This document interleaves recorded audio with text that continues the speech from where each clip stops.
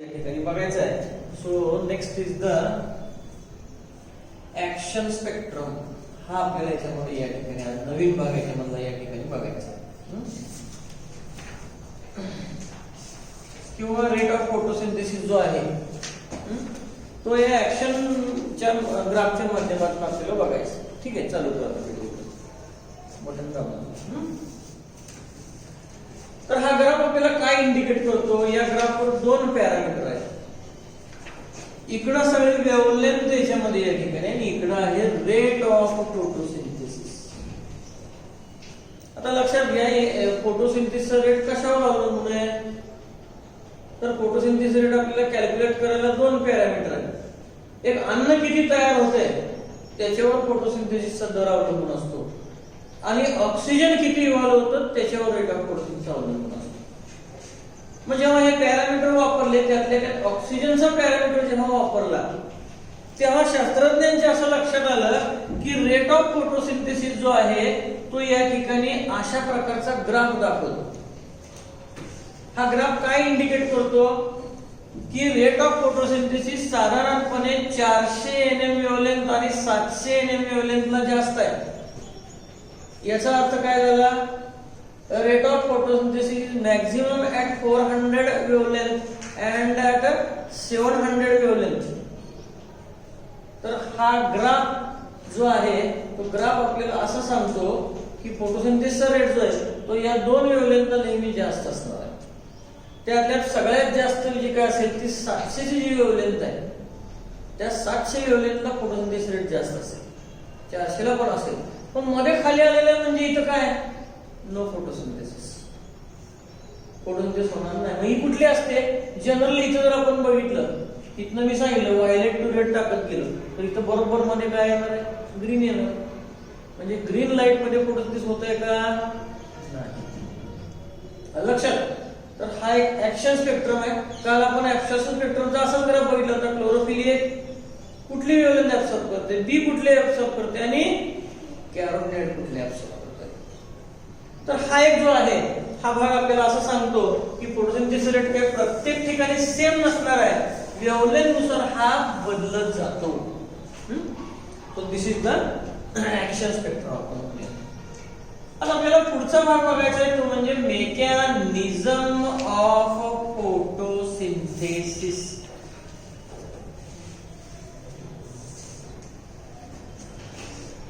Mechanism of photosynthesis म्हणजे काय? तर प्रकाश संश्लेषणाची प्रक्रिया. फोटोसिंथेसिसच्या दोन स्टेप याच्यामध्ये आहेत. पहिली रिएक्शन आहे ह्याला म्हणलं जातं लाईट रिएक्शन, दुसरी आहे याला म्हणलं जातं डार्क रिएक्शन. लाईट रिएक्शन मध्ये काय होईल? लाईट रिएक्शन ही फक्त सनलाईटच्या प्रेझेन्स मध्ये चालते, म्हणून याला लाईट म्हणायचं. डार्कचा अर्थ काय?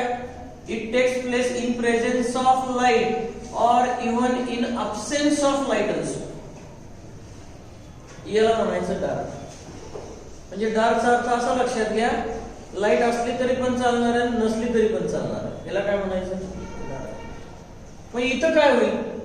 लाईट रिएक्शन मध्ये वॉटरचं ब्रेकडाऊन होईल हायड्रोजन आणि ऑक्सिजन मध्ये, प्लस तयार होईल इथे एडीपी, एटीपी आणि एनएडीपीएच2.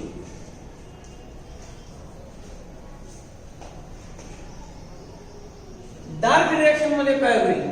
हा बाहेर पडलेला NADH2 एनएडी ला जोडला गेला, तयार झाले NADH2. ही सगळं झालं लाईट रिएक्शन मध्ये. म्हणजे सकाळी 6 वाजल्यापासून संध्याकाळी 6 पर्यंत होण्यात ही सगळी प्रक्रिया ही फोटोसिंथेसिस चालणार आहे. त्यातला हा पहिला भाग झाला. मग आता तयार झाला NADPH2 ATP. डार्क मध्ये काय होईल? कार्बन डायऑक्साइड मध्ये हा हायड्रोजन मिसळला जाईल. NADH2 किंवा NADPH2 मधला हायड्रोजन याच्यात मिसळला जातो. मग आता लक्षात घ्या, कार्बन डायऑक्साइडला हायड्रोजन जोडायचा म्हणजे ह्या दोघांमध्ये बॉन्ड तयार करायचा आहे. बॉन्ड तयार करायला एनर्जी कोण देणार आहे? ATP. आणि मग अशा तऱ्हेनं C आहे, O आहे, H जोडला, तयार काय झालं? C6H12O6. काय तयार झालं? कार्बोहायड्रेट आहे, ते तयार झालं. याला काय म्हणायचं? लक्षात. तर अशा मेकॅनिझम्स याच्यामध्ये या ठिकाणी फोटोसिंथेसिस मध्ये चालणार आहे. मग आता आपल्याला पहिल्यांदा भाग बघायचा आहे. इथं आपल्याला असं एक लक्षात असावं की पाण्याचं ब्रेकडाऊन होतं, हायड्रोजन वेगळा आणि ऑक्सिजन वेगळा. हे पहिल्यांदा या ठिकाणी हा कन्सेप्ट मांडला कोणी, तर याच्यामध्ये काही सायंटिस्ट रॉबर्ट हिल आहे, त्याच्या अगोदर काही सायंटिस्ट होते. उदाहरणार्थ व्हॅन नाईल आहे. व्हॅन नाईलचा पॉप्युलर एक्सपेरिमेंट आहे. व्हॅन नाईलनं काय सांगितलं ते लक्षात घ्या. व्हॅन नाईलनं असं सांगितलं की कार्बन डायऑक्साइड मध्ये हायड्रोजन मिसळणार आहे आणि हा हायड्रोजन जो आहे तो रॉ मटेरियल मधून येणार आहे. आणि दुसरं त्यानं सांगितलं oxygen is evolved from water not from carbon dioxide. पण त्यासाठी या व्हॅन नाईलनं काही एक्सपेरिमेंट केले. त्या एक्सपेरिमेंटमध्ये त्यांनी काय केलं, काही बॅक्टेरिया वापरले, फोटोसिंथेटिक बॅक्टेरिया वापरले. H2S नावाचं एक मीडियम याच्यामध्ये त्यांनी वापरलं as a source of hydrogen. म्हणजे त्यांनी एक्सपेरिमेंट काय केला, तर बॅक्टेरिया एका याच्यामध्ये प्लेटमध्ये किंवा या टेस्ट ट्यूब मध्ये घेतले असं आपण म्हणूयात. इथनं वरनं टाकली सनलाईट, आतमध्ये CO2 इंट्रोड्यूस केला आणि हे सगळं मीडियम होतं ते H2S. थोड्या वेळ ते सनलाईट मध्ये ठेवलं. त्याच्या असं लक्षात आलं की इथं आतमध्ये तयार होतंय फूड C6H12O6.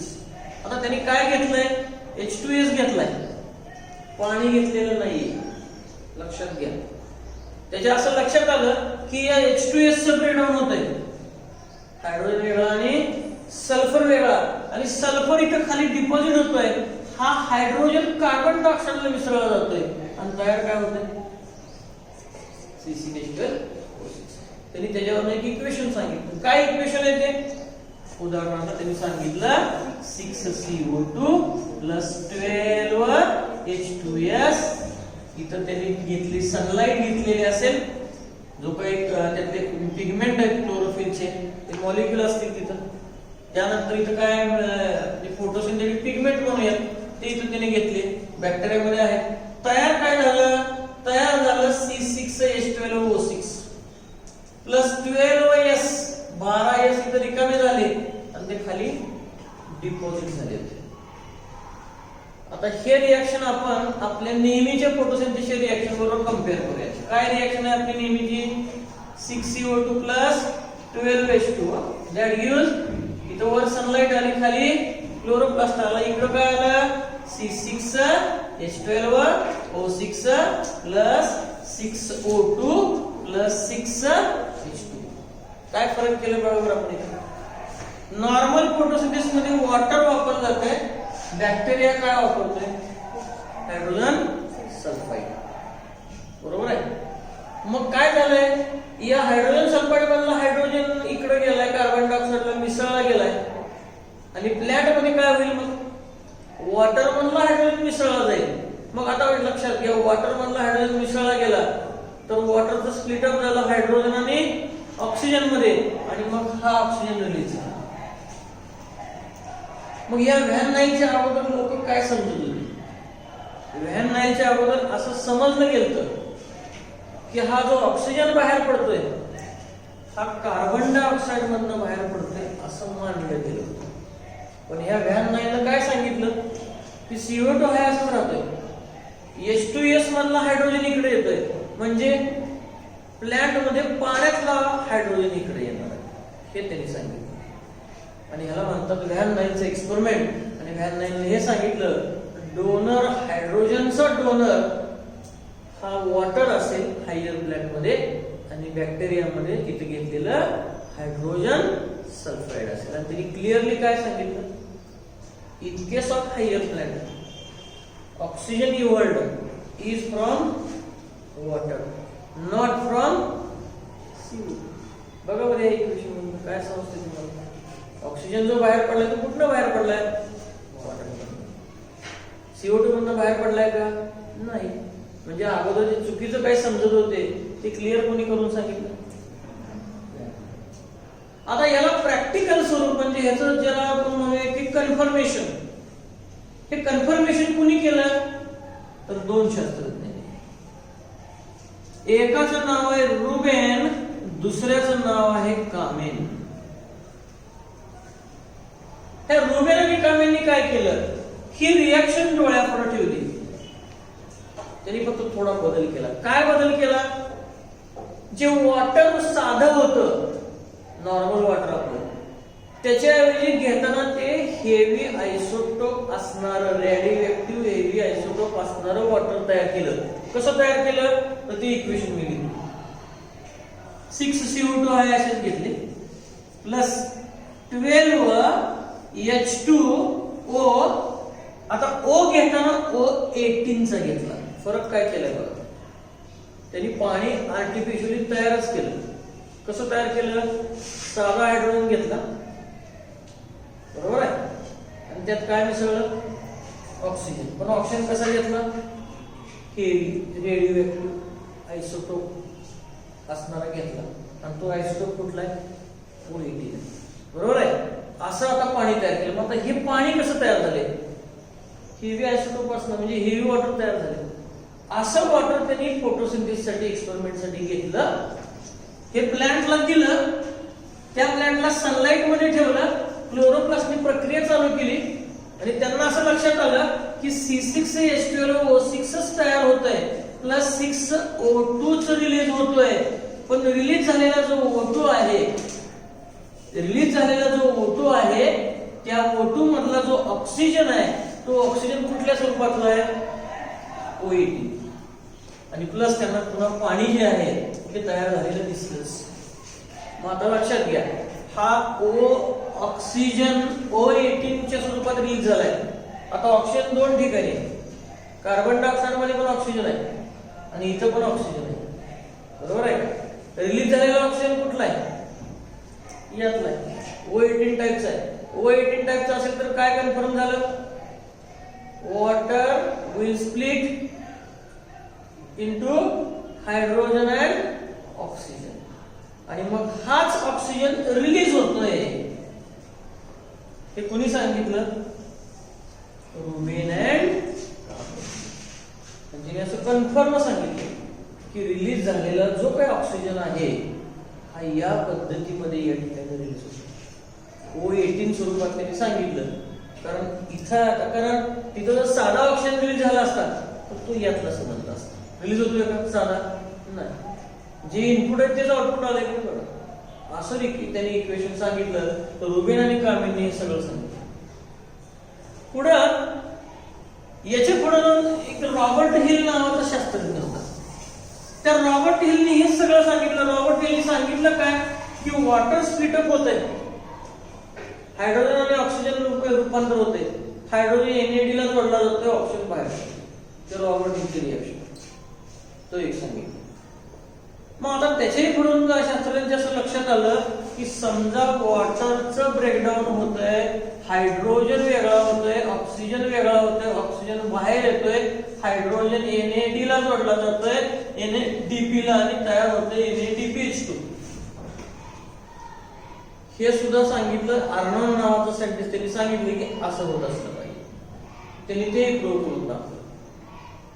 तर मग हे आता सांगितलेले रुबेन कामेन असेल, रॉबर्ट हिल असेल, आर्नॉन असेल किंवा व्हॅन नाईल असेल, त्यांनी काय सांगितलं की फोटोसिंथेसिस अशी प्रक्रिया आहे, लाईट रिएक्शन म्हणजे डार्क रिएक्शन.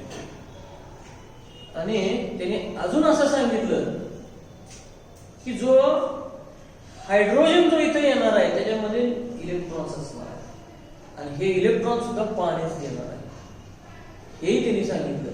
मग हे या ठिकाणी प्रूव्ह करायसाठी त्यांनी एक फोटोलायसिस ऑफ वॉटर किंवा अजून एक एक्सपेरिमेंट त्यांनी सांगितलं की ज्या फोटोलायसिस मध्ये हायड्रोजनचं स्प्लिटअप होईल ऑक्सिजन आणि हायड्रोजन मध्ये, हा हायड्रोजन पुन्हा स्प्लिटअप होईल, हा H2 आहे, हा स्प्लिटअप झाला 2H प्लस 2 इलेक्ट्रॉन मायनस, आणि हेच इलेक्ट्रॉन एनर्जी घेऊन ADP ला आणि IP ला जोडणार आहे, आणि तयार काय होणार आहे?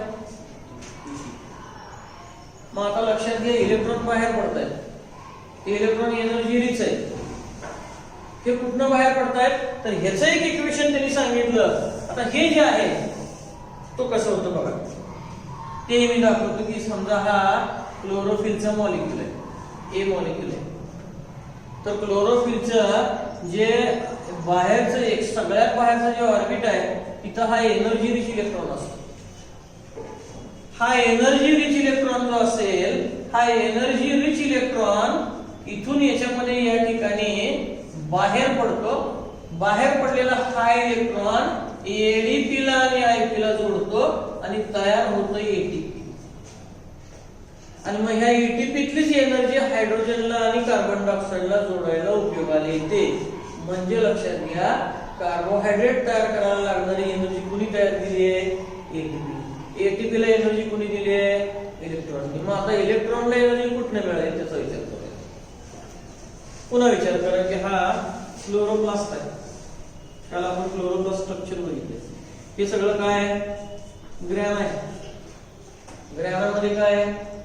क्लोरोफिल ए आहे, क्लोरोफिल बी आहे, कॅरोटीन आहे आणि झॅन्थोफिल. पहिल्या लेक्चरला आपण बघितलं. सनलाइट जर का पडली तर सगळी सनलाइट कुणावर येऊन पडणार आहे?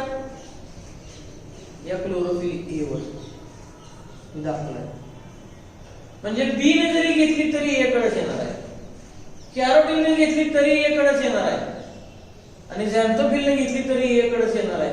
म्हणजे सगळे जर वेगळ्या वेव्हलेंथची लाईट ऍब्सॉर्ब करतील पण फायनली ही सनलाइट कुणाकडे आली? एकडे. मग आता एकडे जर सनलाइट आली तर ए मध्ये एनर्जी वाढली आणि मग ए मध्ये जर सगळी सनलाइट असेल तर सनलाइटची एनर्जी ही क्लोरोफिल ए कडे आली आणि क्लोरोफिल ए कडे जर एनर्जी आली तर क्लोरोफिल ए मधला हा एनर्जी इलेक्ट्रॉन आहे, हा एनर्जी रिच होतो. क्लोरोफिल ती एनर्जी त्याच्या इलेक्ट्रॉनला देतो आणि हा इलेक्ट्रॉन बाहेरच्या कक्षेमध्ये असा गरागरात फिरायला लागतो. थोड्या वेळाने काय होईल? हा बाहेर पडला, हा एनर्जी रिच इलेक्ट्रॉन त्या कक्षेतूनच बाहेर पडतो आणि बाहेर पडून तिथंच असणारे एडीपीला आणि आयपीला जोडून टाकतो. म्हणजे काय केलं? एडीपी नावाचा एक पदार्थ आहे, ऍडिनोसिन डायफॉस्फेट, आणि नुसतं एक फॉस्फेट. मग हे नुसतं फॉस्फेट हे एडीपीला जोडायचं. आता लक्षात घ्या, बॉन्ड तयार करायचा. बॉन्ड तयार करायला पण एनर्जी लागते आणि बॉन्ड ब्रेक झाला तरी एनर्जी रिलीज होत असते. मग हे दोन जोडायचे तर एनर्जी कुणी दिली? इलेक्ट्रॉन. तयार काय झालं? एटीपी. आता हा एटीपी कुठे वापरला जातो ते बघा. कार्बन डायऑक्साइड मध्ये NADPH2 मधला हायड्रोजन जोडायचा आहे, बरोबर आहे का? मग या हायड्रोजनला ह्याला जोडायचं म्हणजे पुन्हा काय तयार करायचं? बॉन्डच तयार करायचं. आता या बॉन्डला एनर्जी कोण देणार आहे? एटीपी. आता पुन्हा नीट सगळं बघा. हे दोन जोडलं की तयार काय झालं? C6H12O6 तयार काय झालं? कार्बोहायड्रेट. आता कार्बोहायड्रेट हे फूड आहे. कसं तयार झालंय? कार्बन हायड्रोजन जोडला, हायड्रोजन ऑक्सिजन जोडलाय. असे 6 कार्बन आहेत, 12 हायड्रोजन आणि 6 ऑक्सिजन आहेत. एकमेकात बॉन्ड तयार झाले का नाही? बॉन्ड तयार केला म्हणजे बॉन्डला एनर्जी कुणी दिली? एटीपी. एटीपीला एनर्जी कुणी दिली? इलेक्ट्रॉनला. इलेक्ट्रॉनला एनर्जी कुणी दिली? क्लोरोफिलला. क्लोरोफिलवर कुठली एनर्जी फॉल झाली? सनलाइट. पण आपण फोटोसिंथेसिसला काय म्हणतो? In photosynthesis solar energy is converted into chemical energy. हा काय? एक केमिकल पदार्थ आहे का? आणि इथं बॉन्ड झाले ते कसले बॉन्ड आहेत? केमिकल बॉन्ड आहेत का नाही सगळे? Hydrogen oxygen, hydrogen carbon, chemical bond आहेत का नाही सगळे? म्हणजेच तयार काय झालं? केमिकल एनर्जी तयार झाली. फोटोसिंथेसिसला म्हणलं जातं light energy is converted into chemical energy. This is photosynthesis. तर असं या ठिकाणी सगळं झालं. मग कन्क्लुजन काय निघालं? किती मिनिटात झालं बरोबर? 19, 27. 19. 19. अजून 1-2 मिनिटं. मग आता याच्यामध्ये सगळं कन्क्लुजन काय झालं? तर शास्त्रज्ञ असं कन्क्लुजन काढलं, सनलाइट शिवाय तर फोटोसिंथेसिस होणारच नाही. कार्बन डायऑक्साइड पण लागणार नाही, वॉटर पण लागणार आहे. वॉटरचं ब्रेकडाऊन होईल हायड्रोजन ऑक्सिजन मध्ये, ऑक्सिजन बाहेर निघून येईल, बरोबर आहे. राहिला हायड्रोजन कुणाला जोडला जाईल? NADP ला तयार काय झालं NADPH2 बरोबर आहे.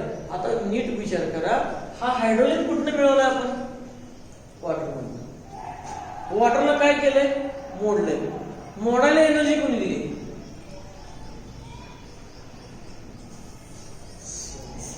पानावर पडल्याशिवाय पाण्याचं ब्रेकडाऊन होईल का नाही. म्हणजे इथं पण रोल कोणाचा आला सनलाईटचा आला का नाही. मग सनलाईट मुळेच हायड्रोजन ह्याला जोडला जाईल बरोबर आहे का. प्लस जास्त झालेली एनर्जी या क्लोरोफिलला मिळाली. क्लोरोफिल एक्साइड होऊन इलेक्ट्रॉन बाहेर टाकला. ह्या इलेक्ट्रॉननी एनर्जी कोणाला दिली ते जोडलं. तयार काय झालं ATP. आणि या एटीपीने यातला हायड्रोजनला कार्बन डायऑक्साइडला जोडायला मदत केली. असं सोपं कन्क्लुजन त्यांनी सांगितलं. आणि त्यांनी असं सांगितलं की ही दिसायला जरी आपल्याला एका वेळी दिसली रिॲक्शन तर यातला काही पार्ट डे ला होईल इन प्रेझेन्स ऑफ सनलाइट होईल.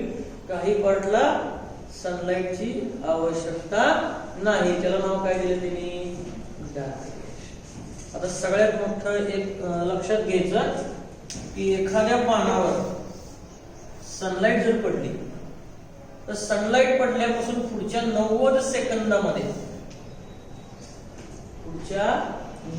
सेकंदामध्ये हा कार्बोहायड्रेट तयार झाला असतो. आता विचार की 9 वाजून 1 मिनिटांनी सनलाइट पडली तर पुढच्या 90 सेकंदांनी एक मॉलिक्यूल तयार. 2 मिनिटांनी पडली 9 वाजून 2 मिनिटांनी पडली त्याच्या पुढच्या 90 सेकंदात काय तयार झालं. असं प्रत्येक ठिकाणी प्रत्येक क्लोरोप्लास्ट मध्ये होणार आहे. म्हणून किती मॉलिक्यूल तयार होत असतात खूप मॉलिक्यूल तयार होत असतात. आणि ह्याला म्हणायचं फोटोसिंथेसिस. तर ही फोटोसिंथेसिसची प्रक्रिया आहे. म्हणजे दोन पार्ट क्लिअर कट पडतात. एक लाईट रिॲक्शन आणि एक डार्क. लाईट रिॲक्शन मध्ये हे ATP आणि NADPH2 तयार होईल. वॉटरचं ब्रेकडाऊन होईल. हायड्रोजन ऑक्सिजन वेगळा होईल.